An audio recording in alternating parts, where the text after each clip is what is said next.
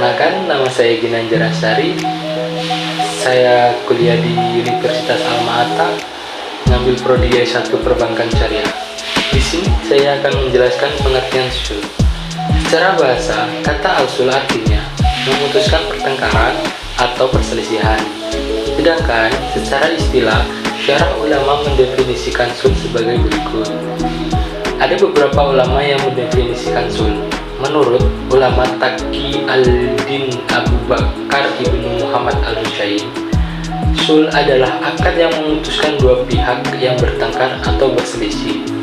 Yang kedua, menurut Syed Sabiq, sul adalah akad untuk mengakhiri perlawanan atau perselisihan antara dua orang yang berlawanan.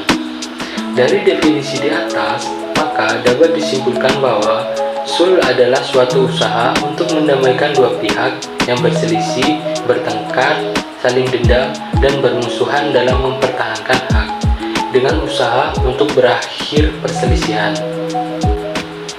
Dasar sul terdapat di Al-Quran. Yang pertama, di surat An-Nisa ayat 128, yang artinya perdamaian itu lebih baik daripada perselisihan.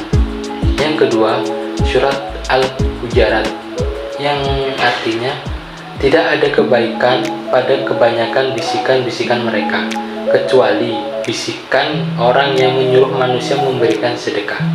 Yang ketiga, surat An-Nisa ayat 114, yang artinya hendaklah kamu berperilaku adil, sesungguhnya Allah mencintai orang-orang yang berperilaku adil. Yang terakhir ada hadis Rasul. Hadis Rasul menyebutkan bahwa mendamaikan dua orang muslim yang berselisih itu hukumnya boleh. Yang selanjutnya ada rukun sul. Rukun sul terbagi menjadi 4. Yang pertama, musyahadil. Yang kedua, mushalil an-num. Yang ketiga, musalil bin. Yang keempat, syikot ijab kubul.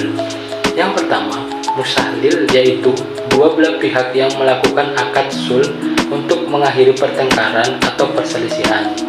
Yang kedua, musalil an-num, yaitu persoalan yang diperselisihkan. Yang ketiga, musalil bin, yaitu suatu yang diperlakukan oleh salah satu pihak terhadap lawannya untuk memutuskan perselisihan. Yang keempat ada syihad ijab kubul, yang masing-masing dilakukan dua pihak yang berdamai. Yang selanjutnya ada syarat sul. Syarat sul terbagi menjadi 3. Yang pertama, sul yang berhubungan dengan musyahadil atau orang yang berdamai, yaitu disyaratkan mereka adalah orang yang tidak dinyatakan sah secara hukum. Yang kedua, syarat yang berhubungan dengan musyalil bin. Syarat yang berhubungan dengan musyalil bin itu ada 2. Yang pertama, ada bentuk harta yang dapat dinilai, diserah terimakan dan berguna. Yang kedua, diketahui secara jelas sehingga tidak ada kesamaran yang dapat menimbulkan perselisihan sul.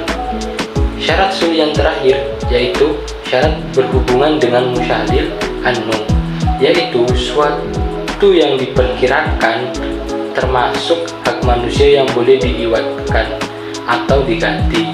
Jika berkaitan dengan hak-hak Allah maka tidak boleh bersul. Yang selanjutnya adalah hal-hal yang tidak dapat menerima sul. Sul yang berkaitan dengan hak-hak Allah.